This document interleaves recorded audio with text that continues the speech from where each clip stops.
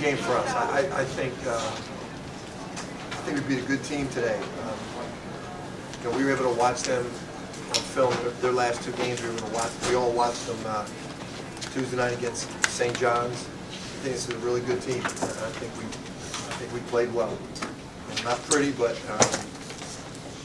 well. I thought we played pretty well defensively, and we rebounded the ball well. Against this team is important. Jay, any lessons you learned from the last time you had a long layoff of a week that you applied this past week? That's a good question, Joe. No, I mean well, the last long layoff, we weren't practicing. Right. This time, we practiced Monday, we were off Tuesday, practiced Wednesday. We did a lot of game situations, just so, at this point in the season, we remained sharp. And I just thought the guys just did a really good job this week. The coaches can have a plan, but the players have to come in every day and execute and practice what we want. I just thought the guys did a great job of that. How did you feel Daniel performed today? So proud of him, man. And he works hard. He works hard at his offensive skills. He takes great pride in his passing, his defense, and it takes time for a forward to develop offensively, but he's been carrying us defensively and on the glass.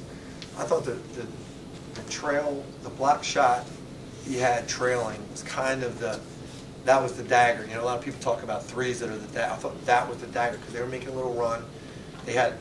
We were caught. They had numbers, and he chased them down from behind. It was a huge play.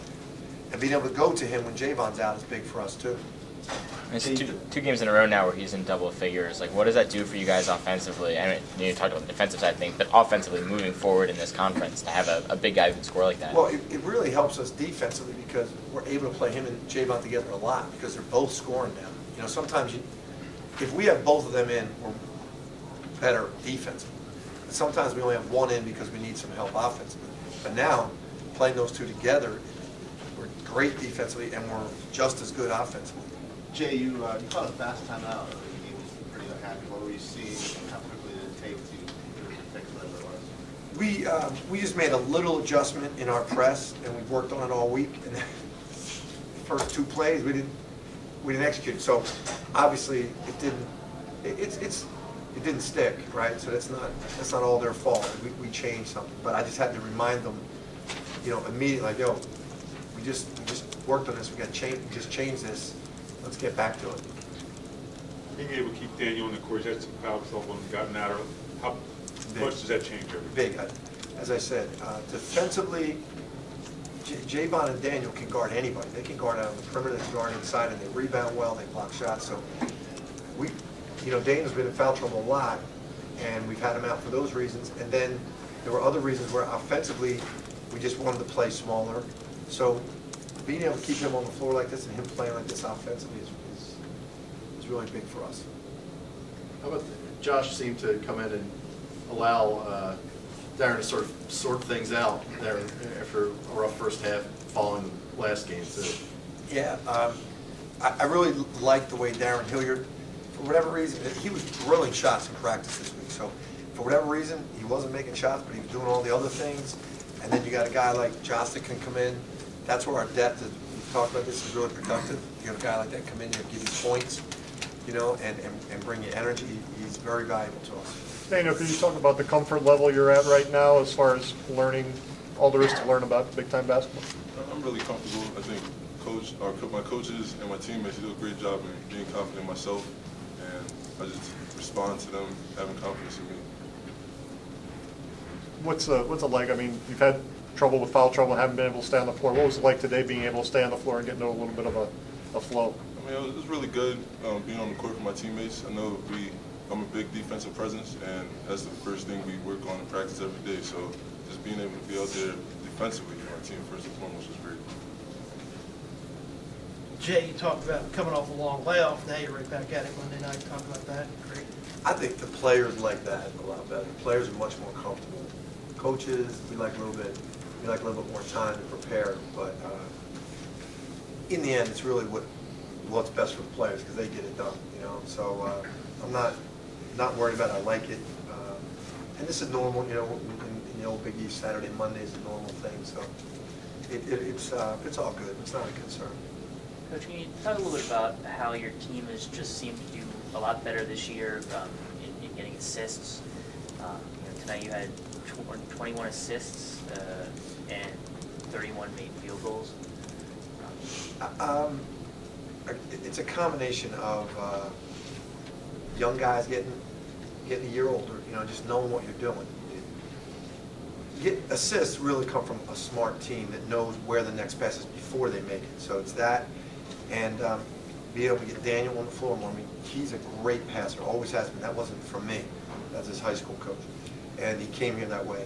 So having him on the floor more, and Javon's development that way. Javon, he had 2 assists, no turnovers tonight, right? So it's a combination of all those things. We forgot about the 5 turnovers. Could you talk about that?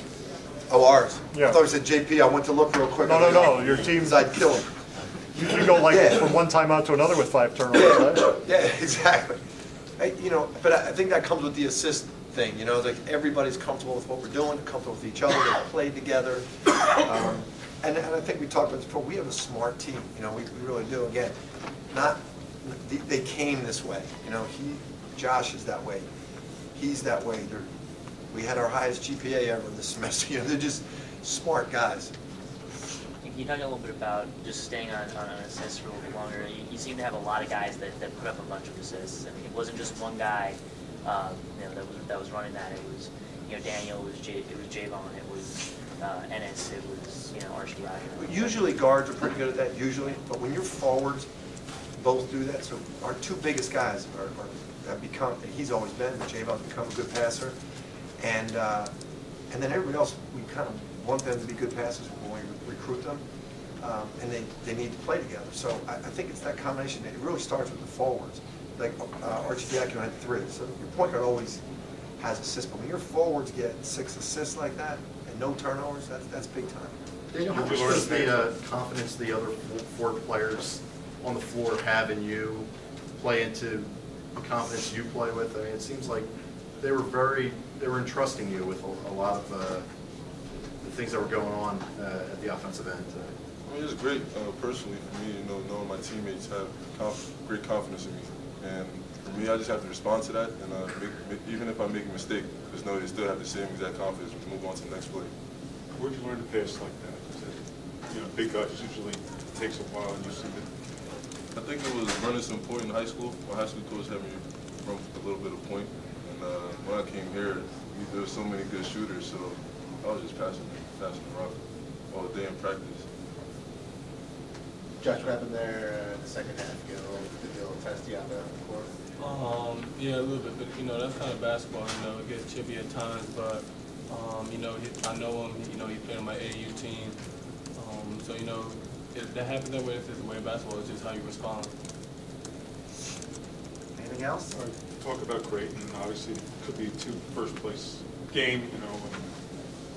They're one of those teams that when you watch film, you get caught up just enjoying watching them play as opposed to thinking about how you're going to beat them. They're just they're so enjoyable to watch. I think our guys paid last Sunday when they played Xavier. I was on the road recruiting, and I came back Monday and asked the guys, "Did you see the game?" And they said, "Yeah." I said, "How did Creighton beat Xavier?" They all just went Dougie McBuckets. They all really respect him, and I think it made me feel good that our players respect him, because I think he's the consummate all-around basketball player, and I like that our guys like him because it tells me about their intelligence and their basketball IQ. How do you? I know you got. I got just no got clue this yet. I got no clue. When I watch them on film, honestly, not on film, I watch their games. Honestly, I'm just thinking, how do you stop these guys? I got ideas, but it's great to have ideas, but then when you got to make the decision to do it, that's not so easy. So I honestly, I don't know yet. Thank you. Thanks, guys.